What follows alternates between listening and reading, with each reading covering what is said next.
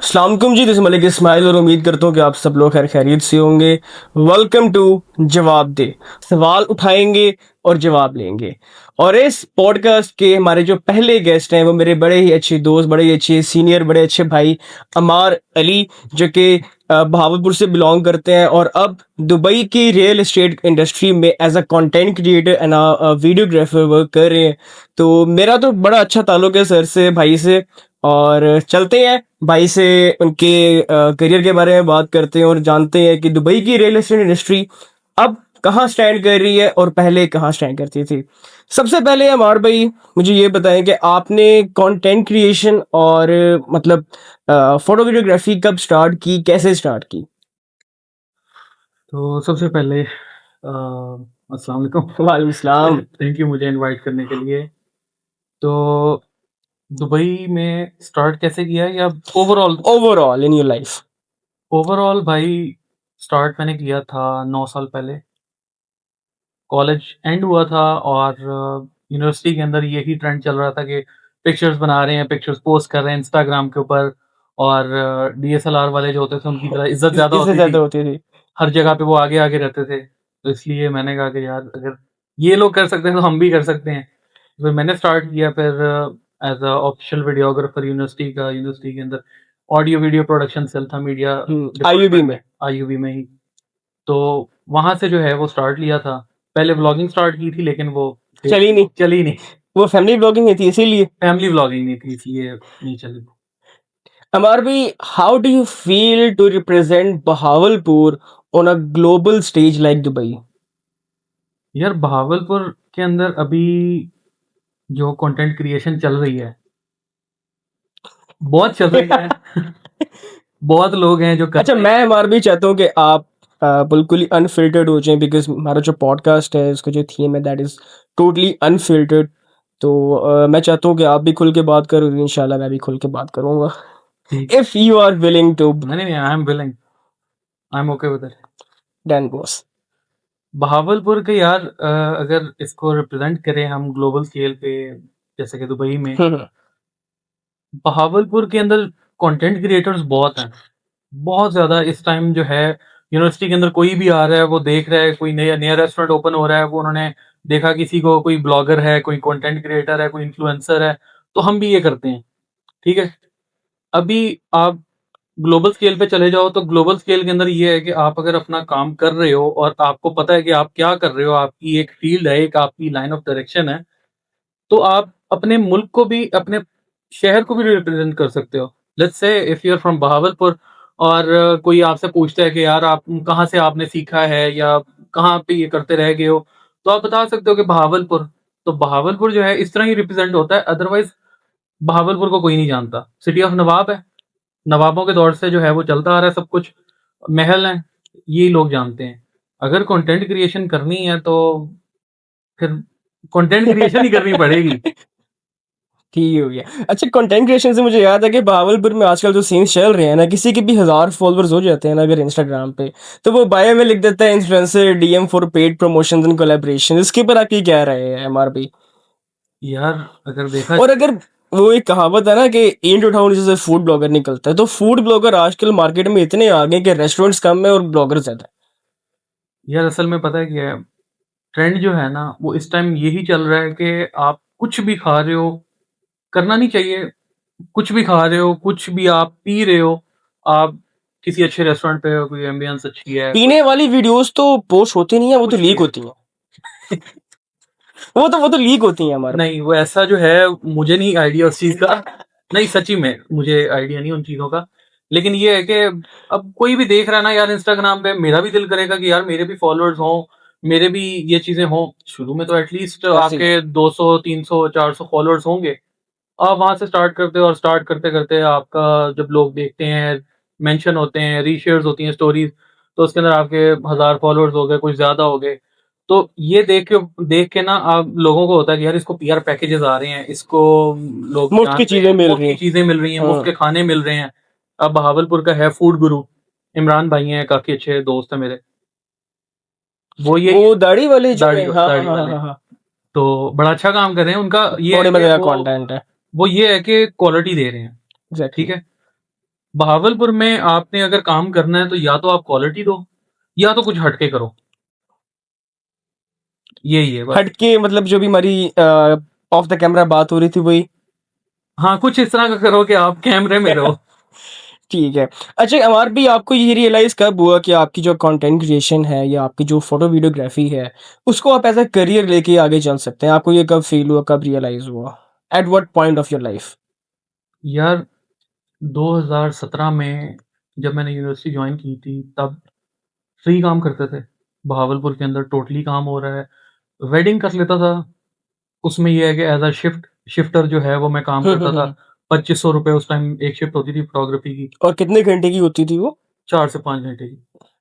तब ये रियलाइज़ हुआ कि भाई 2500 मिल रहे हैं आपको, पैसा ही पैसा है। पैसा ही पैसा है। वो उस टाइम यार यही होता था कि आपको घर से अगर दिन के कोई ₹100 मिल रहे हैं या नहीं, ₹500 मिल रहे हैं, 2017 में 2500 एक अच्छी अमाउंट है। उस और 2500 में ये होता था स्टूडेंट कि लाइफ़। स्टूडेंट लाइफ़ थी, अभी स्टार्ट हुई थी यूनिवर्सिटी के अंदर। और जब कैमरा पकड़ा फ़ोटोग्राफ़ी की, पहले तो एंगल-शैंगल नहीं होते थे, हुँ। पर्सपेक्टिव नहीं होते थे, कोई पता ही नहीं होता था लाइट का। तो उस टाइम 2500 मिल जाते थे, उस टाइम ये रात को शिफ्ट लेनी, उसी टाइम इवेंट खत्म हुआ, 2500 आपकी जेब में है, जाते थे हम पिज़्ज़ा खाने। बड़ा मतलब होता था कि यार पिज़्ज़ा खा रहे हैं आज, ये खा रहे हैं, वो खा रहे हैं, बाहर जा रहे हैं। फिर उसके बाद जब यूनिवर्सिटी एंड हो रही थी, उस टाइम मुझे कराची से बैरिया टाउन से एक ऑफ़र आई थी वीडियोग्राफ़ी की, मैं उधर चला गया था। तो उन्होंने मुझे 35,000 दिया था उस टाइम 2020-21 में। हुँ। तो मैं बहुत खुश हुआ था कि यार मेरी 35,000 सैलरी है और मैं बैरिया टाउन कराची में होता हूँ। मेरा बड़ा एक लाइफ़स्टाइल है, मेरे साथ वही फूड ब्लॉगर हैं आजकल लाहौर के, हसन बलोच, वो भी मेरे साथ उधर होते थे और हमने बहुत उधर धक्के खाए हैं, ज़लील हुए हैं कराची में। वहीं से कराची। हमारा स्टार्ट हुआ था वीडियोग्राफ़ी के अंदर। ठीक हो गया। तो मतलब ने मेरा सवाल वो था कि आपको ये रियलाइज़ कब हुआ कि आपका ये करियर बन सकता है? वो तो आप ठीक है पैसों के लिए कर रहे थे, बट एज़ अ करियर आपने इसको कब सोचा कि मैंने अब और कोई काम नहीं करना, अब मैंने काम करना है तो यही काम करना है? यही तो पता है, जब 2500 मिला ना, तब मुझे ये रियलाइज़ हुआ कि यार ये पैसे मिल रहे हैं, ये जो है इस काम के अंदर पैसा भी है और एक तो घूमते-फिरते भी हो आप बहुत, कभी मैं मुल्तान इवेंट पे जा रहा हूँ, कभी कहाँ जा रहा हूँ इवेंट पे, आउट स्टेशन इवेंट्स भी आते थे। कराची जब मूव हो गए, तब उस टाइम ये हुआ कि यार अब तो जॉब लग गई है। तो वहीं से वो करियर था मेरा कि मतलब मैंने फ़ोटोग्राफ़ी, वीडियोग्राफ़ी की, लोगों ने मुझे जानना शुरू किया। यहाँ के बहुत सारे फ़ोटोग्राफ़र्स बहावलपुर के हमारा एक ग्रुप था, इकट्ठे मिलके काम करते थे और सब आजकल बड़े-बड़े फ़ोटोग्राफ़र्स, वीडियोग्राफ़र्स पाकिस्तान से जस्ट बने लाइक हुए हैं। जस्ट लाइक मुज़फ़्फ़र हसन है, साद अकमल है। साद साद अकमल मेरे अकमल। बहुत ही अच्छे बड़े भाइयों की तरह उन्होंने मुझे सिखाया है, फ़ोटोग्राफ़ी उन्होंने मुझे सिखाई है सही तरह। वीडियोग्राफ़ी जो है उसमें मुज़फ़्फ़र हसन है जो आजकल लाहौर होते हैं, वो काम कर रहे थे पिक्टोरिज़ा के साथ। और शहबाज़ है, शहबाज़ हमारे बाद आया था लेकिन उसके साथ उसका जो अभी लेवल है वो बहुत हाई हुआ हुआ अपग्रेडेड है। है। हाँ, अपग्रेडेड हो गया है, प्रो हो गया है वो। और उसके अलावा फिर जितने भी ये थे ब्लॉगर्स बन गए हैं कुछ। मुझे ये ये हो बताएँ गया। कि जब आपको दुबई की कंपनी से ऑफ़र हुई, वो आप ऑफ़र हुई आपको या आपने वहाँ पे अप्लाई किया था? और मतलब क्या उस टाइम आपकी सोच थी? भाई टू बी ऑनेस्ट मैं मेरे ताया-अबू की डेथ हुई थी।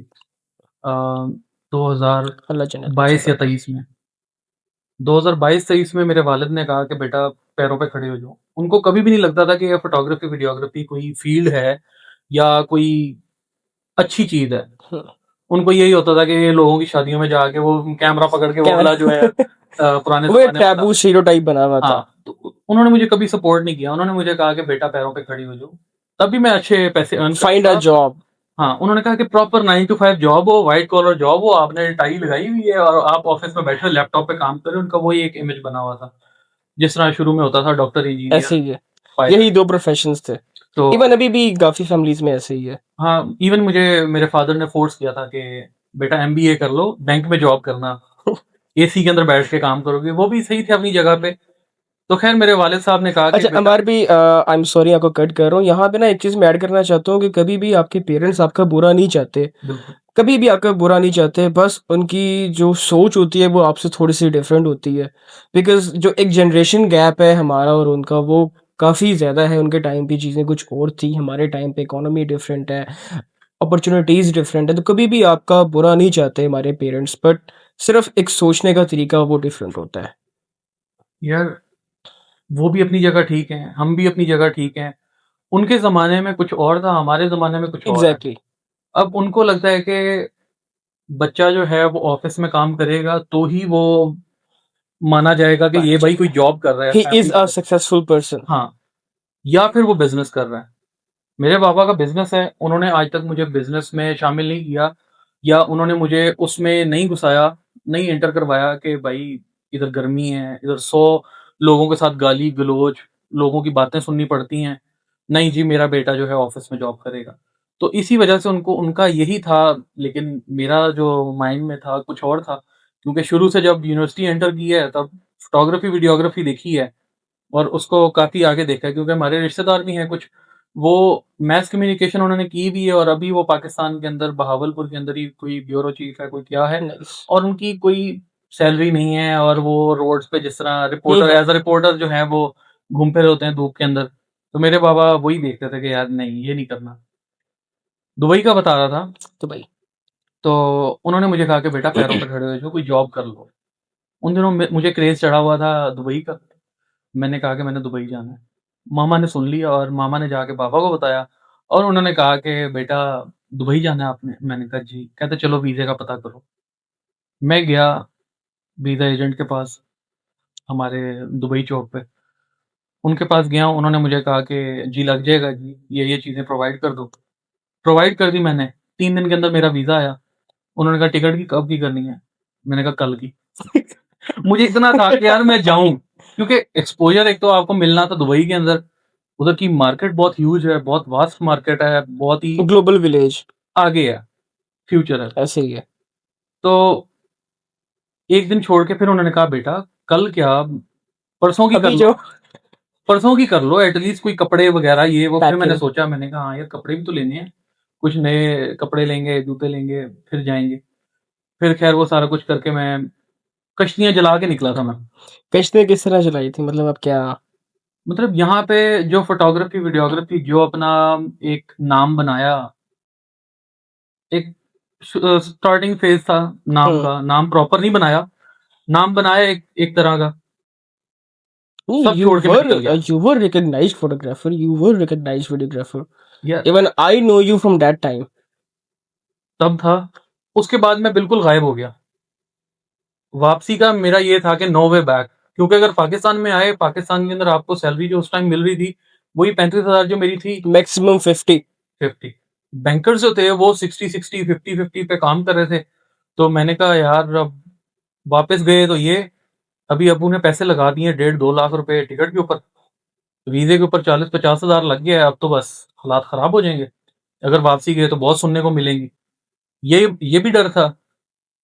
मैंने कहा बस कश्तियाँ जल गई, पीछे कुछ भी नहीं है मेरे। दुबई पहुँचा हूँ मैं, जॉब ढूँढता रहा, जा रहा हूँ office to office, door to door visit कर रहा हूँ, नहीं मिली। एक जगह मैंने ऑनलाइन अप्लाई किया हुआ था, मुझे वहाँ से आया कि इंटरव्यू। मैं इंटरव्यू के लिए गया, इंडियन मैनेजर था हमारा, एचआर मैनेजर था। उन एचआर मैनेजर ने मुझे बोला कि कहाँ-कहाँ काम किया हुआ है? मैंने कहा सिर्फ़ पाकिस्तान में किया हुआ है। बस फिर वहाँ उसने मुझे कहा अच्छा चलो ठीक है, कल सीईओ के साथ मीटिंग है आपकी। मैं सीईओ के पास गया मीटिंग के लिए और उन्होंने कहा कि ओके यू आर हायर्ड। वो मेरी पहली नाइस। जॉब थी, 5000 दिरहम्स की। जो कि पीकेआर पीकेआर साढ़े 3 लाख आज का रेट, हुँ, उस टाइम होगा कोई 3 लाख। तो वो मेरे लिए बहुत बड़ी अचीवमेंट थी और वो 20th डे मुझे वो जॉब मिली थी। और मेरा एक दोस्त था जो अभी भी उधर ही होता है, काफ़ी अच्छी जॉब कर रहा है वो, अकाउंटेंट है। उसका 3rd विज़िट वीज़ा रिन्यू हो रहा था, मतलब 2-2 3-3 माह का होता था। 3 माह का था, फिर 3 माह का, 6 माह उसे ऑलरेडी हो गए हुए थे जॉब ढूँढते हुए और मेरा it's all 20th about day था। लक। लक है सारी। और ऊपर से ये है कि आप अगर कह रहे हो ना कि ये मैंने करना है, तो आप कर So लोगे। again, my question is, what role personal branding play in your industry? यार सबसे पहले तो कंसिस्टेंट रहना चाहिए। दूसरा ये कि जो आप कर रहे हो ना, वो बिल्कुल रियल हो और आपको पता हो कि जो आप कर रहे हो ना, उसके ऊपर आपकी ग्रिप है। जब ग्रिप होगी तो आप उस चीज के अंदर जो है वो आपकी पर्सनल ब्रांडिंग भी होगी। आप अपने आप को प्रेजेंट करो इंस्टाग्राम के ऊपर, फेसबुक के ऊपर, लिंक्डइन के ऊपर। Social media parents. पाकिस्तान में लिंक्डइन का ट्रेंड नहीं है। नहीं सर, है सर, बहुत है। मैंने नहीं देखा कोई पाकिस्तानी लिंक्डइन के ऊपर। सर बहुत है। मैंने देखे हैं जो भी बाहर के लोग हैं, यूएस हो गया, यूके हो गया, जर्मनी हो गया, दुबई हो गया, वो सारे लिंक्डइन पे हैं। वो इंस्टाग्राम, फेसबुक, मेटा पे तो कोई मार्केटिंग या कुछ कर ही नहीं रहे ना। ज्यादातर जो चल रहा है वो लिंक्डइन पे चल रहा है, और पर्सनल ब्रांडिंग लिंक्डइन पे और इंस्टाग्राम पे इस टाइम जो है वो टॉप पे चल रही है। नो तो डाउट। उसके अंदर ये है कि अपने आप को स्क्रीन के सामने रखें।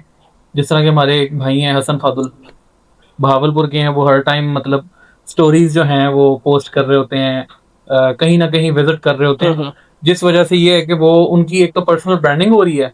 No doubt. एग्जाम्पल इसलिए दे रहा हूँ क्योंकि बहुत ही हमारे अजीज हैं तो और सामने भी बैठे हैं।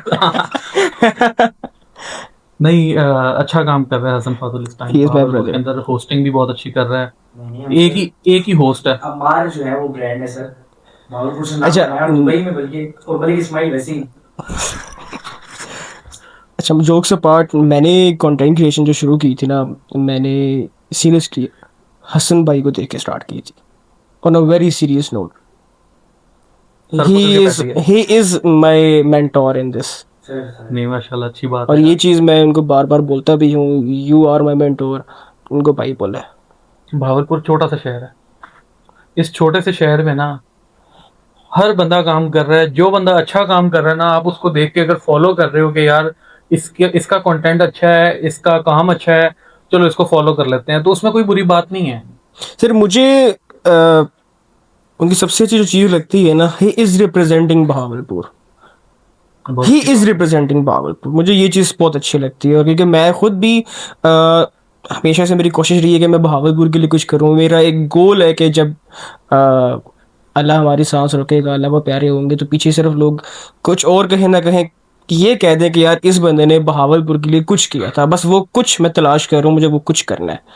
कुछ एफर्ट्स की मैंने, लाइक मैंने पाकिस्तान क्रिकेटर्स क्लब बनाया, बहावलपुर में ओपन माइक लॉन्च किया, बहावलपुर में पॉडकास्ट लॉन्च किए, कुछ किए, but I am not satisfied yet. I want to do something for Bahawalpur. Inner satisfaction ही सब कुछ है। जब आप कहते हो ना कि आप सक्सेसफुल कब हो गए, जब आप इनर आपका जो है अंदर से आप सेटिस्फाइड है ना, then you are successful. Like partly successful, not totally, but partly आप सक्सेसफुल होते हो कि यार हाँ मैंने कुछ अचीव किया है, कुछ मैंने किया है। Exactly. यही सब कुछ है। अच्छा अमर भी, coming back to our topic, Dubai इतना अट्रैक्टिव क्यों है फॉर कंटेंट क्रिएटर्स? अब कोई भी कंटेंट क्रिएटर अगर फेमस होता है, चाहे वो इंस्टाग्राम पे हो या चाहे वो टिकटॉक पे हो, वो महीने बाद स्टोरी लगी होती है हम दुबई पहुंचे हुए हैं। यार दुबई जो है ना वो इस टाइम मेन हब है, जहाँ पे यूरोपियंस आते हैं, जहाँ पे ब्रिटिश आते हैं, जहाँ पे अमेरिकन आते हैं। हर बंदे ने वहाँ आना है। वो एक टूरिस्ट स्पॉट है। उस जगह पे अट्रैक्शंस हैं, मिरेकल गार्डन है, और ग्लोबल विलेज है, बुर्ज खलीफा है, बुर्ज अल अरब है, जेबीआर बीच है। बहुत सारी इस तरह की चीज़ें हैं जो अट्रैक्शन इस टाइम बनी हुई हैं। और वहाँ पे जो है रेस्टोरेंट्स बने हुए हैं, कॉफ़ी शॉप्स हैं, बार्स हैं, कैफ़ेज़ हैं। वहाँ पे आप जाते हो, वहाँ की जो वाइब्स हैं, जो आपको एक वहाँ पे एम्बियंस मिलता है, वो बहुत ज़बरदस्त है। मतलब एक वर्ल्ड क्लास है, क्योंकि वहाँ पे पूरी दुनिया के लोग आ रहे हैं। तो जब पाकिस्तान से लोग जाते हैं उनको भी एक्सपोजर मिलता है कि यार ये जगह देखो, वो जगह देखो। बट मेरा क्वेश्चन है कि हर कंटेंट क्रिएटर सिर्फ दुबई क्यों जाता है? बाकी कंट्रीज भी जाते हैं, बट जैसे ही थोड़े से व्यूज आते हैं, जैसे ही थोड़े से फॉलोअर्स आते हैं, right after month, right after 15 to 20 days उनकी स्टोरी लगी होती है दुबई। दुबई बुलाता है उनको। दुबई की जो गवर्नमेंट है, दे आर इनवाइटिंग देम। ये क्या मेन वजह एक तो वो टूरिस्ट प्लेस है, ठीक है, टूरिस्ट अट्रैक्शंस हैं, प्लस दुबई का वीज़ा बहुत इजीली मिल जाता है। और तकरीबन 700-800 दिरहम का विजिट वीज़ा है 2 महीने का, जो कि बनते हैं पाकिस्तानी 50-60 हज़ार या बट 45। अब तो वो बंद हो गए। नहीं, खुले हुए हैं। अगर आपके पास डिग्री है, अगर आप वैलिड आपके सोर्सेज हैं, आपकी डिग्री के HEC से रिकग्नाइज्ड जो है वो डिग्री है, और आपका बैकग्राउंड क्लियर है, आपके पास बैंक बैलेंस है, कि आप कुछ लोग होते हैं जो वहाँ पे जाके इलीगल जो है वो हरकतें करते हैं, जिस वजह से फिर मुल्क का भी नाम बदनाम होता है। वो एक होता है ना कि तालाब में एक गंदी मछली हो तो पूरा तालाब गंदा हो जाता है, वही मिसाल है, उधर भी यही हिसाब किताब है। हम भी रह रहे हैं यार, बहुत सारे और लोग भी हैं वो भी रह रहे हैं, उनके साथ तो मसले अच्छा, नहीं हो रहे। पिछले दिनों जो दुबई में सीन हुआ था कि पाकिस्तानियों के वीज़े बंद कर दिए थे, तो उसकी कुछ लोगों ने रीजंस दी थी कि लोग वहाँ पे जाके भीख मांग रहे हैं, कुछ लोगों ने कहा कि वहाँ पे किसी का मर्डर कर दिया है। उसकी एग्जैक्ट रीज़न क्या थी? आप तो उस टाइम दुबई में मौजूद थे। यार दुबई के अंदर ना सब कुछ है लॉ एनफोर्स। वहाँ का एक अपना लॉ है, वहाँ के रूल्स एंड रेगुलेशंस हैं, अगर आप उसको फॉलो करेंगे, आप अगर आप एक सर्कल उन्होंने बनाया हुआ है उस सर्कल के अंदर रहेंगे तो वो आपको कभी भी नहीं छेड़ेंगे। अब जो बेगर्स हैं, जो ओवर स्टे जिन्होंने किया हुआ है, जो लोग यहाँ से चले इलीगल जाते हैं, इमिग्रेंट्स। इलीगल इमिग्रेंट्स हैं, वो वहां पे रह रहे हैं, तो उनके लिए तो फिर ये करना पड़ेगा ना। अब विजिट वीजा या वर्क वीजा जो है वो कभी भी दुबई ने बंद नहीं किए थे। हाँ, प्रोसेस स्लो होता है क्योंकि जब एक एक मुल्क है उसके अंदर जब ऐसे जब सब कुछ मक्खियों की तरह सब घुसेंगे तो उनका भी एक प्रोसेस है, उनके भी इमिग्रेशन डिपार्टमेंट है, उनके भी डिपार्टमेंट्स हैं, वो स्लो हो जाते हैं। ठीक है, इस वजह से जो है वो प्रोसेस स्लो हो जाता है, लेकिन बंद कभी भी वीजे नहीं हुए थे। और पाकिस्तानियों के जब ये चल रहा था कि वीजे बंद हैं, तब मेरा वीजा लगा। उसके बाद मैंने तब कंपनी, लगा आपका? तब भी लगा। और जब मैंने वो कंपनी छोड़ी उसके बाद उन्होंने कहा कि अब तो वीजे बिल्कुल भी लग ही नहीं सकते, मैंने तब भी वीजा लगवाया, तब भी मेरा रिन्यू हुआ वीजा। नाइस। तो ये सब कुछ जो है, अगर आप आपके पास डिग्रीज हैं, अगर आपके पास सब कुछ है, वैलिड है, और आप वहाँ के एक अच्छे शहरी हो, जिस तरह हम अपने मुल्क में रहते हैं। हम अपने मुल्क में तो चलो ये होता है कि उधर से सिफारिश लगवा ली, उधर से सिफारिश लगवा ली। अगर आप रूल्स के अंदर रह रहे हो, एक सर्कल के अंदर हो, और आप कुछ भी इलीगल नहीं कर रहे, तो आप पाकिस्तान में भी अच्छे एक शहरी हो, वही आप दुबई में भी अच्छे शहरी हो। Dubai is open for all. अच्छा अमर भाई, मेरा नेक्स्ट क्वेश्चन आपसे, if you allow me sir. Recently आपकी मैं पोस्ट देख रहा हूँ, people are writing articles on you. मैंने 2-3 आर्टिकल्स देखे आपके वेबसाइट्स के ऊपर। बीइंग अ कंटेंट क्रिएटर, आपने ऐसा क्या काम किया है कि people are writing, people are discussing about you? Are you paying those writers to write about you, या वो ऑर्गेनिक है? ऑर्गेनिक है। और कुछ लोग हैं जो कहेंगे कि पेड है, ये है, वो है। और कुछ लोग कौन है? उसमें यार होते हैं, बहुत सारे लोग होते हैं, अब मुझे नहीं पता कि कौन है, लेकिन मैं आपका जवाबदेह हूँ, इस तरह हम जवाबदेह में बैठे हुए हैं। सर तो जवाबदेह हैं बिकॉज आपने कहा कि कुछ लोग हैं, so it means you know about them. नहीं, मुझे नहीं पता। मुझे मेरा छोटा भाई जो है वो बताता है कि यार वो बंदा ये तेरे बारे में ये बोल रहा था, वो बंदा। मैंने कहा यार हेल्थ केयर, मुझे क्या। तो वो बंदे मैंने आपके, किसी का बुरा नहीं किया, या मैं किसी के बारे में बुरा नहीं सोच रहा, तो मेरे बारे में अगर कोई बुरा बोलेगा तो बोलता रहे यार। नहीं तो वो बंदे आपके फैमिली के हैं, रिलेटिव्स में से हैं, या आपके पुराने दोस्तों में फैमिली से में हैं? भी है, मेरी अपनी फैमिली के अंदर लोग हैं। मैं बाहर के तो लोगों को तो साइड पे करो ना, क्योंकि दोस्त यार जो होते हैं वो तो ट्रॉल करते ही करते हैं। हाँ। उनका पता है कि यार ये ट्रॉल कर रहा है, चलो मजाक भी अच्छा, कर रहा दोस्तों में तो चलता ही है, दोस्तों में तो कोई प्राइम मिनिस्टर भी बन जाए तो कहेगा अच्छा यार क्या ही कर लिया तूने, हूँ। प्राइम हाँ, मिनिस्टर ही बना ना, प्राइम मिनिस्टर होगा, अपने घर में होगा। अपने घर में होगा। वो दोस्तों में तो ये चीज़ चलती है। फैमिली के अंदर बहुत था ये। और बाकी जो मैगजीन वाला यार, मुझे एक यूएई स्टोरीज एक वेबसाइट है, उन्होंने अप्रोच किया व्हाट्सएप पे, पता नहीं कहाँ से, लिंक्डइन दे से, अप्रोच्ड इंस्टाग्राम। यू?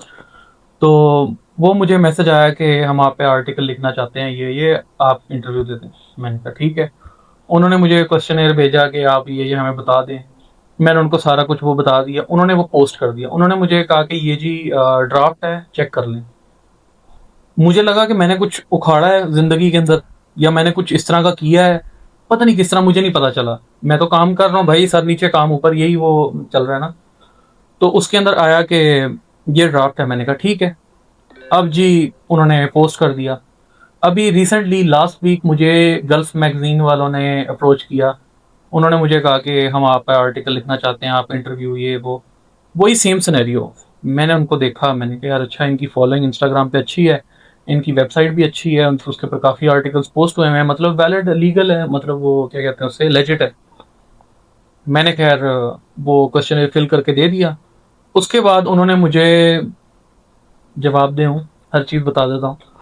उन्होंने मुझे एक भेज दिया इंस्टाग्राम की कोई 4-5 पोस्ट बना के, स्टोरीज बना के मेरी पिक्चर्स के साथ, के अमार अली, बोल्ड हेडलाइन, और वो उसके अंदर लिखा हुआ है कि ये बहुत बड़ी या अफलातून है, मैंने देखा। बहुत बड़ा अफलातून है कोई।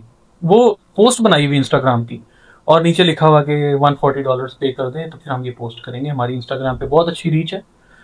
मैंने कहा यार आर्टिकल तुमने लिख दिया मेरे पे, ठीक है, बहुत शुक्रिया, बहुत मेहरबानी, लेकिन ये पे करने वाला कहते ओके, अगर आप पे नहीं करते कोई मसला नहीं। आपने तो नहीं बोला कि मेरे पे आर्टिकल लिखो। हाँ, दे उन्होंने हैव आर्टिकल लिख दिया, आर्टिकल पोस्ट हो गया, उसकी गूगल एसईओ रैंकिंग करना, वो सारा कुछ करना वो उन्होंने किया। और अब जो है वो इंस्टाग्राम पे पोस्ट करने का कह रहे हैं। मैंने कहा यार अगर आर्टिकल लिख दिया तो ठीक है, बस मेरे लिए यही अचीवमेंट है। बस वो वहीं तक था, वो खुद ही आया जो भी आया, मैंने कभी कुछ नहीं किया कि मेरे ऊपर कुछ लिखो, या मैं कोई इतनी बड़ी अपने आप को कोई चीज़ नहीं समझता। हाँ, कंटेंट क्रिएटर हूँ, अपने टाइम का हूँ, अपने काम पे ध्यान दे रहा नो हूँ। योर सेल एंड ओजी। मेरे मेरे बाहर के क्लाइंट्स हैं, मैं पाकिस्तान के क्लाइंट्स के साथ काम ही नहीं करता, क्योंकि यहाँ पे जब मैं बाहर चला गया उसके बाद वो सारे दिरहम्स के अंदर, डॉलर्स के अंदर मैं कमा रहा था। उसके बाद तो तो जब पाकिस्तानी पीकेआर में रुपी आता हूँ, आपको जो है ना बड़ी हल्की लगने लगी। हाँ, यहाँ की जो करेंसी है ना, उस करेंसी के लिहाज से दुबई से आप कमा के आओ, यहाँ पे पाकिस्तान में आप उड़ा रहे हो, तो आपको पता चलता है कि यार आप exactly. You have done something. But Pakistan के अंदर अगर आप कमा रहे हो, एक आपको प्रोजेक्ट के मिल जाएंगे 50,000, 1 लाख, 2 लाख। वो 2 लाख जो हैं वो उतने में आप जितना आप पाकिस्तानियों का काम करते हो ना, मैंने एक पाकिस्तानी के साथ दुबई में भी काम किया है। उस इंसान ने, उस औरत ने, नाम नहीं लूंगा, वो, जवाब दे सर। सॉरी, वो एक डाइटिशियन है। उन्होंने एक पेज बनाया था जो मील्स प्रोवाइड करते हैं, ठीक है। मील्स प्लान शी होते इज हैं उनके। Unknown personality. नहीं, उनकी ये है कि उनके जो उनका किचन है ना, वो काफ़ी के कैल हो गया और डिफरेंट कंपनीज हैं उधर जो डाइट प्लान्स देती हैं, जो आपको ये न्यूट्रिशनिस्ट फूड देती हैं। बड़ा मुश्किल नाम है। हाँ, तो वो जो है उनके साथ भी काम करती रही हैं, डाइटिशियन है, बहुत अच्छी हैं। उन्होंने मेरे से वीडियोस बनवाई, किसी और से बनवाई थी, और उन्होंने कहा कि कोई भी नहीं कर सकता, मैंने बहुत लोगों को ट्राई किया, मैंने आपका सुना है, आप करके दे दोगे एडिट। मैंने कहा ठीक है जी। वो मैंने थोड़ी सी एडिट की, थोड़ी सी वाइफ ने मेरी हेल्प करवाई कि इसको इस तरह कर दो, क्योंकि वो लेडीज वाला काम था। वो एंगल्स आते हैं लेडीज के लेफ्ट साइड अच्छी है, राइट साइड अच्छी है, ये चॉकलेट पोज है, ये है, वो है। तो खैर वो मैंने एक दफा करके दे दी, उन्होंने कहा नहीं इसमें ये चेंजेस कर दो, मैंने सेकंड टाइम वो चेंजेस करके दे दी। उसने मैंने फिर वो वाइफ को दे दी। मैंने कहा ये प्रोजेक्ट मैं नहीं कर रहा, मैंने कहा मैं 2 चेंजेस से ज्यादा मैं और नहीं कर सकता। पूरी वीडियो उसने 2 दफा चेंज करवाई। उसके बाद तकरीबन 15 दफा मेरी वाइफ से वो वीडियो चेंज करवाई, और एट द एंड कहती कि नहीं, मुझे काम पसंद नहीं आया और मैं आपको पे नहीं कर सकती। एक बंदा बीच में इन्वॉल्व था, जानने वाला था, उसने कहा कि मैं आपको पैसे निकलवा के देता हूँ। और वो पैसे कितने थे? तकरीबन 1500 दिरहम था वो उसका प्रोजेक्ट का। 1 लाख रुपए बनते हैं पाकिस्तानी वो वीडियो एडिटिंग के लिए। मतलब उस सर चमाटे नहीं मारी फिर आपने ठीक था। उसको? उसने कहा कि पैसे जो हैं वो, दोस्त ने कहा कि यार मैं 500 दिरहम एटलीस्ट निकलवा के दे सकता हूँ। तो वो 500 दिरहम ऐसे था कि जैसे उसने हमें ऐसे किया कि ये ले। तो पाकिस्तानियों के साथ आप बाहर भी काम नहीं कर सकते, क्योंकि यहाँ हमारा माइंडसेट बना हुआ है कि यार अपने बंदे हैं, इसको 10-20 रुपए ऊपर दे देंगे या 100 रुपए में काम करवा लेंगे, ऐसे खाना खिला देंगे, वो काम हो जाएगा। तो उनकी सोच वहां पे भी वही है, तो इसलिए फिर पाकिस्तान वाला काम जो है वो नहीं नहीं किया जाता। ठीक हो गया। अमार भाई, what advice would you give to a small town boy who wants to crack the market, जो कि मार्केट क्रैक करना चाहता है? सारी बातों की एक बात है, अगर किसी ने भी कुछ करना है तो वो कंसिस्टेंट रहे, कैमरे के सामने रहे, कंट्रोवर्शियल रहे। क्योंकि मार्केट के अंदर अभी देखो कि बहुत कुछ चल रहा है। आप इंस्टाग्राम खोलोगे, कुछ ना कुछ अगर कोई मार्केट से हट रहा होता है, वो कुछ ना कुछ ऐसी चीज कर देता है कि वो खुद वायरल करवा देगा, कहीं ना कहीं से वायरल हो फोटो जाएगा, लीक कर देगा। कुछ लीक हो जाए, कुछ भी हो जाए, जी ये इसके फॉलोअर्स बढ़ रहे हैं, ये हो गया, वो हो गया, उसका बेटा जो है उसके बेटे की शक्ल आ गई सामने, और कुछ वीडियोस जो चल रही अच्छा, I am not a fan of Rajab, but he is the marketing genius I think. उसको पता है कि उसने लाइमलाइट में कैसे रहना है, उसको पता है उसने न्यूज़ में कैसे रहना है। जैसे ही वो थोड़ा सा बैक होने लगता है, वो कोई ना कोई हरकत कर देता है, कोई ना कोई ऐसी बात कर देता है जिससे दोबारा से वो स्पॉटलाइट में आ जाता है। यार मैं औरत ज़ात की ना बहुत इज्जत करता हूँ। अगर वो अपनी वाइफ के साथ बुरा कर रहा है या उसकी वाइफ अपने हस्बैंड के साथ बुरा कर रही है तो वो उसके घर का मैटर है। ठीक है, वो जो सामने सोशल मीडिया पे आया हुआ है मैं वो भी देखना पसंद नहीं करता। मैंने ना आज तक उसको फॉलो किया, ना मैंने सब्सक्राइब किया उसके चैनल को, ना मैंने उसका एक भी व्लॉग देखा। जो भी देखता हूँ इंस्टाग्राम पे किसी वो एडिटर ने बनाया होता है कि जी ये हो गया वो हो गया, वो स्क्रॉल करते हुए देख लिया तो देख लिया। अदरवाइज मैं उसको पर्सनली ना मैंने जानता हूँ ना कुछ। हाँ, मैं यूखानो को जानता हूँ, मैं कैंडोल अदनान भाई उनको जानता हूँ, उनके साथ अच्छी सलाम दुआ है। यूखानों के साथ, आर्ट बाय वासिफ के साथ मेरी एक दो दफ़ा मुलाकात हुई है दुबई में। और इरफान भाई इरफान जुनेजो जो है उनके साथ रब्ता हुआ था मेरा 2022 में। और उसके बाद फिर वो कनेक्शन नहीं बिल्ड हुआ। कनेक्शन नहीं बिल्ड हुआ क्योंकि वो एक प्रो क्रिएटर हैं और उन्होंने काफ़ी कम टाइम में काफ़ी कुछ अचीव कर लिया है।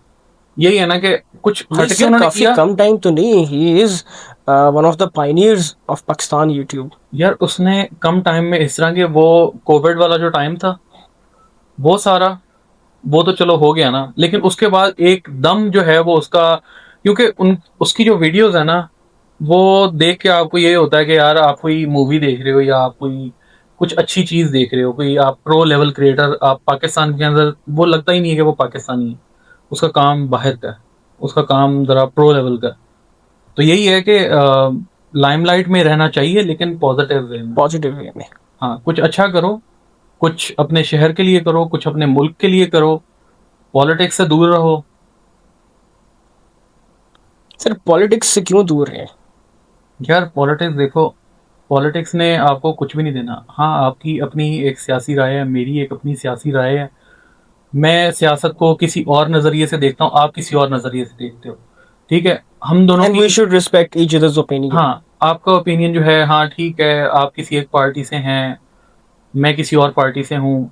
आपकी अपनी एक सोच है, मेरी अपनी सोच है। तो मैं आपकी रिस्पेक्ट करूंगा तो ही आप मेरी रिस्पेक्ट करेंगे, और हमारे ऐसे इस्लाम ही है, भी यही कहता है ऐसे ही है। कि अगर आप दूसरों की रिस्पेक्ट करो आपकी तब रिस्पेक्ट होगी। But as a responsible citizen हम सियासत से दूर नहीं रह सकते।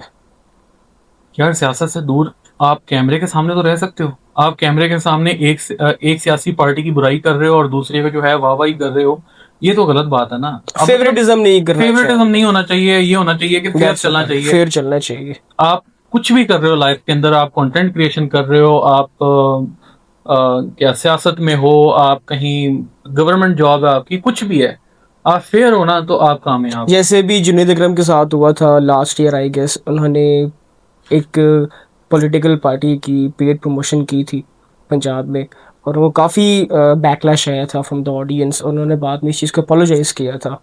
यार बिल्कुल ऐसे ही है, क्योंकि देखो जब आप, इरफान जुनेजो क्यों कामयाब है? इरफान जुनेजो कभी भी पॉलिटिक्स के ऊपर नहीं बोलता, कभी कंट्रोवर्सी में भी नहीं देखा। किसी भी कंट्रोवर्सी में नहीं है, वो सबसे साइड पे रहता है। कैंडोल अदनान जफर, उसने वीडियो पोस्ट की मुस्लिम लीग नून की। ठीक है, काम अच्छा कर रहे हैं अपनी जगह पे, जो उनको समझ आ रही है जो सारा कुछ है, ठीक है। उसके बारे में आपने इतना ज़्यादा बटरिंग करके, आपने इतना ज़्यादा वो करके आपने प्रमोट किया है, तो उस चीज़ का ये है कि आवाम जो है वो नहीं बर्दाश्त करती ये चीज़। आप अगर एक सोशल मीडिया प्लेटफॉर्म पे हो जहाँ पे आपने अवाम के सामने अवाम को फेस करना है, अवाम के सामने आना है आपने, तो अवाम ही नहीं राजी तो फिर आपका तो अकाउंट जाएगा ना। आप तो, एग्जैक्टली। आपको 1000 बंदा रिपोर्ट मार देगा एक दिन में, आपका अकाउंट जो है वो फिर अच्छा अमार भाई, मेरा एक सवाल आपसे ये भी है कि अभी आपको पता है कि ईरान और यूएसए की वॉर हुई, जिसमें दुबई को भी काफ़ी इफेक्ट हुआ है। दुबई में भी कुछ अटैक्स हुए हैं, कुछ ड्रोन अटैक्स हुए हैं, और उस अटैक्स के बाद, इस सारी वॉर के बाद दुबई 180 डिग्री कम्प्लीटली चेंज हो गया। वहाँ से इन्वेस्टर्स चले गए, वहाँ की जो रियल एस्टेट इंडस्ट्री है that is totally finished right now. So way do you see Dubai right now, कि वहाँ की जो इंडस्ट्री है, सारा जो ग्लोबल विलेज है, वो कितने टाइम तक दोबारा से ग्रो करेगा, और अब उसकी क्या सिचुएशन है राइट नाउ? दुबई चेंज हो गया। ये सब न्यूज़ के अंदर जो है असल में हमारी पाकिस्तानी मीडिया और इंडियन मीडिया और जो डिफरेंट कंट्रीज़ के मीडिया चैनल्स हैं वो गलत प्रमोट कर रहे हैं, क्योंकि वो लाइमलाइट पे रहें, उनको टीआरपीज़ मिलें, उनको रैंकिंग्स मिलें, उनके व्यूज़ बढ़ें, इसलिए लोग कर रहे हैं। हालांकि अगर देखा जाए तो मैं उस टाइम पे वहीं था। हमें अलर्ट्स आते थे मिनिस्ट्री ऑफ डिफेंस के कि आप कहीं सेफ जगह पे चले जाएं, शेल्टर्स में चले जाएं, अगर बिल्डिंग में हैं तो आप बेसमेंट्स में चले जाएं। तो ये है कि वो अपनी आवाम को बहुत प्रोटेक्ट कर रहे हैं। अपनी आवाम से मुराद के जो हम इमिग्रेंट्स हैं, जो वहाँ पे रेजिडेंट्स हैं, विजिटर्स हैं, और वहाँ के जो लोकल्स हैं, लोकल्स तो उनका तो उनकी शादियां चल रही हैं, उनके वलीमे चल रहे हैं, निकाह चल रहे हैं, अच्छा, सब मतलब कुछ हो वहाँ रहा भी है। पाकिस्तान वाला हाल है कि ऊपर ड्रोन अटैक्स हो रहे हैं, नीचे लोग सिगरेट पी रहे हैं, वो इसी देख तरह रहे ही हैं, वो देखो ड्रोन जा रहा। इसी तरह ही है, क्योंकि देखो वो इस तरह ड्रोन नहीं जा रहा। वो भी ड्रोन जो है वो दुबई की टेरिटरी में एंटर होता है, उधर से ही उसको इंटरसेप्ट कर देते हैं। दुबई के पास जो है वो जो इंटरसेप्टर्स हैं, जो उनके पास एयर डिफेंस सिस्टम है, वो जो मैंने अभी तक देखा है वो इतना बेहतरीन है कि हमें अलर्ट्स आते थे, एक अलर्ट आया, उसके ठीक 2 से 3 मिनट बाद अलर्ट आ गया दोबारा कि thank you for your cooperation, Dubai safe now, everything is safe, you can go enjoy, जो भी आपने करना है आप करो।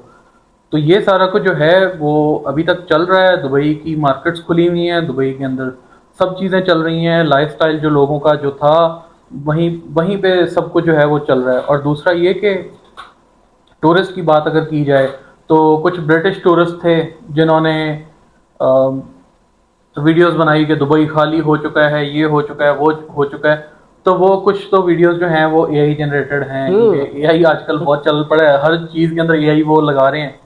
प्लस ये है कि वो कोविड के टाइम की वीडियोस हैं, कुछ ओल्ड फुटेजेस पुराने हैं। पिक्चर्स। अब ओल्ड फुटेजेस के अंदर आप देखो कि एयरपोर्ट जो है वो खाली है, किसी टाइम एयरपोर्ट भरा हुआ है, क्योंकि दुबई का एयरपोर्ट जो है वो मेन हब है। आपने यूएस जाना है, यूके जाना है, आपकी कनेक्टिंग फ्लाइट है, तो वो दुबई रुकेगी, दुबई में उनका स्टे होगा। वहाँ पे जो रश लगा होगा वो उन ट्रैवलर्स का होगा जो जिनकी कनेक्टिंग फ्लाइट्स हैं, जो दुबई आ रहे हैं, जो दुबई से जा रहे हैं। ठीक है, उस रश की वीडियो लगा दें कि दुबई जी ख़त्म, ये सारे लोग जो आए हुए हैं ये सब निकल रहे हैं दुबई से। ऐसा कुछ भी नहीं था। मैं 1 अप्रैल को वहाँ गया हूँ जब ये सारा कुछ चल रहा था। मैंने भी अलर्ट्स रिसीव किए हैं, मैंने भी सारा कुछ देखा है। एयरपोर्ट भी सही चल रहा है, इमिग्रेशन डिपार्टमेंट भी सही चल रहा है, मिनिस्ट्री ऑफ डिफेंस भी वहाँ है, पुलिस, हाँ ये है कि वो रोड्स पे निकली हुई है, वो आपको जो है वो प्रोटेक्ट कर रही है। आपको कोई भी मसला है, कोई भी परेशानी है, आपके जो एम्प्लॉयर्स हैं, एम्प्लॉयज़ को वो सैलरी टाइम पे नहीं पे कर रहे, तो दुबई गवर्नमेंट जो है वो इस तरह का एक्शन ले रही है कि उनके एम्प्लॉयज़ के साथ बुरा नहीं होने दे रही। ना पहले कभी होने दिया है, ना अब होने दे रही है इस सिचुएशन के अंदर। इस सिचुएशन से मुराद ये है कि अगर आप देखो, कह रहे हैं कि जी दुबई जो रियल एस्टेट मार्केट है वो बिल्कुल क्रैश कर गई है, बिल्कुल ख़त्म हो गई है, तो ऐसा कुछ भी नहीं है। ये सारा प्रोपेगेंडा है। ये प्रोपेगेंडा कह लो आप, या एक स्ट्रेटजी कह लो, marketing So what do strategy कह you लो। think, who's the mastermind behind all this propaganda? यार ये तो मास्टरमाइंड का मुझे बिल्कुल भी आइडिया नहीं है कि कौन है इसके पीछे। Is there any government? यार गवर्नमेंट का जो मसला है वो स्ट्रेट ऑफ हॉर्मुज़ का मसला है, उस मसले का ईरान का और यूएस का मसला है, या जो भी है। तो यूएई जो है वो बिल्कुल स्ट्रेट ऑफ हॉर्मुज़ के पास है, उसका जो भी मसला होगा वो गवर्नमेंट वाले जानते हैं क्या डीप क्या चल रहा है। नहीं, inside गवर्नमेंट क्या, वाले जो जानते हैं, but I want to know what do you think, what's your stance about it? मुझे कुछ भी नहीं पता इस चीज़ का, क्योंकि मैं भाई आपको ये बता सकता हूँ कि मैं रियल एस्टेट इंडस्ट्री से हूँ। मैं दुबई की रियल एस्टेट इंडस्ट्री में पिछले 5 साल से 9 to 5 जॉब कर रहा हूँ, as a content creator, as a videographer, as a photographer. तो मार्केटिंग टीम के अंदर हमारी ये है कि हम मार्केटिंग कर रहे हैं, दुबई रियल एस्टेट की मार्केटिंग हो रही है, दुबई रियल एस्टेट जो है वो बिक रहा है, सब कुछ हो रहा है, ट्रांजैक्शंस हो रही हैं, everything is going very fine. Everything is fine, crystal clear है सब कुछ। आपके पास डीईडी की ऐप है, आपके पास दुबई रेस्ट एक ऐप उन्होंने बनाई हुई है जिसके ऊपर आप ट्रांजैक्शंस देख सकते हैं कि इस टाइम रियल एस्टेट की क्या ट्रांजैक्शंस हो रही हैं मार्केट के अंदर, कि इस मंथ में कितनी ट्रांजैक्शंस हुई हैं, क्या सेल्स वॉल्यूम रहा है, ये सब कुछ जो है ये चल रहा है। जब ये हुआ था कि दुबई मार्केट जो है रियल एस्टेट की वो बिल्कुल क्रैश कर गई है, उस टाइम की मेरे पास रिपोर्ट्स पड़ी हुई हैं। उस टाइम जो है वो मार्केट के अंदर अराउंड 4 बिलियन दिरहम्स की ट्रांजैक्शन हुई थी, 5 बिलियन दिरहम्स की हुई है, 6 कैन बिलियन यू दिरहम्स की हुई है। Share those transactions with us? मैं आपके साथ शेयर करूंगा, स्क्रीनशॉट ताकि मेरे पास पड़े हुए हैं। आप लोग यहाँ पे देख सकते हैं, और मैं हमारे भाई शेयर कर देंगे, हम यहाँ पे लगा देंगे, आप देख सकते हैं। बिल्कुल, वो सब कुछ चल रहा है यार। रियल एस्टेट जो है वो अभी भी बिक रही है। अभी भी मेरे पास ऐसी स्टोरीज़ हैं, मेरे साथ तो कनेक्टेड है लोग रियल एस्टेट के। उनकी मंडे मीटिंग्स चल रही हैं, उनका सब कुछ चल रहा है। उनका कुछ कुछ कंपनीज़ ऐसी हैं जो मल्टीनेशनल हैं, जैसे मेरी कंपनी है, उसमें वर्क फ्रॉम होम हमें ऑप्शन दिया गया है कि अगर आप सेफ फील नहीं कर रहे, अगर आपको कुछ है, आपने अपने मुल्क वापस जाना है, तो आप वहाँ पे जाओ, आप वहाँ पे बैठ के काम कर लो, कोई ऐसी बात नहीं है। लेकिन दुबई के अंदर भी काम चल रहा है। But you can not do videography from home. बिल्कुल, लेकिन हमारा ये है कि बेसिकली अब सब कुछ चला गया एआई बेस्ड। अब मैं भी जो वीडियोस बना रहा हूँ, हमें एक डेवलपर जो है वो एक वीडियो दे रहा है, रेंडर दे रहा है, पिक्चर्स दे रहा है, उस पिक्चर से ही हम एआई से, आजकल सॉफ्टवेयर्स हैं, उस पिक्चर्स को डालते हैं और वो वीडियो में कन्वर्ट कर देता है। तो वो वीडियो उसको मर्ज करके हम वो एक एज अ कैंपेन उसको चला देते हैं। तो यही निज़ाम जो है चल रहा है और दुबई बिल्कुल सही चल रहा है। ये So सब your marketing- stance is Dubai is safe. Dubai में सब कुछ क्रिस्टल क्लियर चल रहा है. All this is propaganda and marketing strategy. बिल्कुल, क्योंकि भाई मैं उधर उधर होता हूँ और उधर का ही रिहायशी हूँ। मेरा फरवरी में वीज़ा लगा है, मार्च के अंदर ये सारी सिचुएशन हो गई है, 28 फरवरी को जो है ये स्टार्ट हुआ था सब कुछ। और उस दौरान सब कुछ सही चलता रहा, हमारी कैंपेन्स चलती रही हैं, हमारे ट्रांजैक्शंस हुई हैं, हमारे जो है वो रियल एस्टेट अपार्टमेंट्स सेल हुए हैं, इन्वेस्टर्स ने बहुत कुछ ख़रीदा है, बहुत कुछ बेचा है। तो प्राइसेस जो हैं वो स्टिल, अगर एक 2 मिलियन की प्रॉपर्टी है ना, वो 2 मिलियन पे ही है, वो 1.9 पे नहीं आई, वो 1.8 पे नहीं आई, और लोग वो 2 मिलियन की खरीद रहे हैं। अच्छा अमार भाई, मेरा एक क्वेश्चन आपसे और भी है, क्योंकि मैं देखता हूँ कि आप मेरे पास स्नैप पे भी ऐड है, हमारा एक अच्छा कनेक्शन है। आई सी कि आप एक दिन दुबई होते हैं, अगले दिन आप फिर बहावलपुर होते हैं, 2 दिन बाद आप फिर दुबई होते हैं, मतलब अच्छी खासी प्राइस है टिकट्स की भी, सब कुछ। How do you manage? What's your net worth? Net worth ये है कि मेरी एक बीवी है और मेरा एक बच्चा है, और यही मेरी नेटवर्थ है। सर ये आपकी नेटवर्थ नहीं है। ये मेरी नेटवर्थ है, यही मेरा सरमाया है। क्योंकि यार मैं जितना मर्जी कमा लूँ, जो मर्जी कमा लूँ, मैं वहाँ पे सेविंग्स करता हूँ।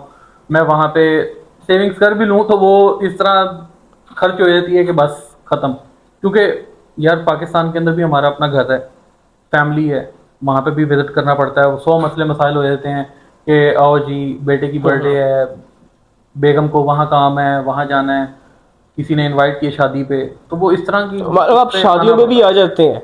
आना पड़ता है। जब आप एक फैमिली वाले बंदे हो तो फिर आपको हर चीज़ देखनी पड़ती है, खुशी गमी, आपको कोई मौका, कोई ऐसी तकरीब जहाँ पे आपको इनवाइट किया गया, कोई लोग इज्जत के लिए बुलाते हैं ना कि यार अगला बंदा, मैं जिसको बुला रहा हूँ वो आए, तो आप अगर ना जाओ तो फिर ये तो फिर गलत बात है ना। पैसा जो है, पैसा ख़त्म हो जाएगा एक दिन। ये रिश्ते, यही चीज़ है, ये इखलाक और प्यार, ये सब कुछ यही है। आपने जवाब बड़ा डिप्लोमेटिक दिया है। नहीं यार, पैसे अगर मेरे से ऑनेस्टली पूछो ना, पैसे मैंने कभी सेव ही नहीं गिने ही नहीं, इतने हैं। गिने। हाँ, गिने नहीं जाते। अकाउंट में 10 रुपए पड़े हुए हैं तो 10 रुपए ही है, वो उसको क्या गिन के करना। तो इस तरह ही है कि पैसे आए गए, अल्लाह दे रहा है, कहाँ से दे रहा है ये नहीं पता मुझे, आ रहे हैं पैसे। ओके, फाइनल टेक्स आपके ये हैं कि आपको पॉलिटिक्स से दूर रहना चाहिए, कंसिस्टेंट रहना चाहिए और अपने साथ सिंसियर रहना चाहिए। That's it. That's it. Thank you so much Amar भाई। हमारे आज के गेस्ट अमार भी, थैंक यू सो मच, आप आए और हमारे पहले एपिसोड का हिस्सा बने। हम दुआ करते हैं आपकी आने वाली ज़िंदगी के लिए, आपकी पर्सनल लाइफ, आपकी प्रोफेशनल लाइफ, अल्लाह आपको कामयाब करे। And we expect the same wishes, because मैं अपने सीनियर्स की बहुत रिस्पेक्ट करता हूँ and you are my senior. Hasan भाई, आप और 2-3 लोग और हैं जिनकी मैं दिल से रिस्पेक्ट करता हूँ, बिकॉज दे वर, आप, हसन भाई और कुछ 2-3 लोग जिनका मैं बता रहा हूँ, ये वो लोग हैं जिन्होंने मुझे सपोर्ट किया, मुझे मोटिवेट किया when I started content creation back in 2020। सो जब आप कुछ नहीं होते ना, जब आप स्टार्ट करते हो उस टाइम आपके साथ जो होते हैं आपको थोड़ा मोटिवेट भी करते हैं, तो उनके लिए दिल में रिस्पेक्ट बन जाती है। एंड दैट्स बहुत शुक्रिया। बाकी ये है कि कंसिस्टेंट रहो इंशाल्लाह और इंशाल्लाह सर नीचे काम ऊपर, लोगों की नहीं सुनो। इंशाल्लाह अपना काम जो कर रहे हो उसको दबा के करो। इंशाल्लाह सेटअप बन गया सर। इंशाल्लाह अब कंसिस्टेंट रहेंगे। हमारा जो प्लान है, हमने जो अपना पूरा कंटेंट कैलेंडर बनाया है, उसको इंशाल्लाह पूरी कोशिश से फॉलो करेंगे। पूरी तरह से कोशिश अल्लाह करेंगे। आपको कामयाब करे, आपका जो वो है so much. एक गोल है, अल्लाह आपको उस तक पहुंचाए, आप आमीन। अचीव करें उसको। बाकी thank you so much for inviting. Thank you so much. और अगर आप लोग यहाँ तक पहुँच गए हैं तो अभी चैनल को लाइक कर लें, सब्सक्राइब कर लें and ring the bell icon, ताकि आपको आने वाली नई अपडेट्स मिलती रहें। Thank you so much for watching. जवाब दे के साथ आपसे मुलाकात होगी एक नए एपिसोड में एक नए गेस्ट के साथ। तब तक अपना ख्याल रखें और देखते रहें। This is Malik Ismail signing off. अल्लाह हाफिज़।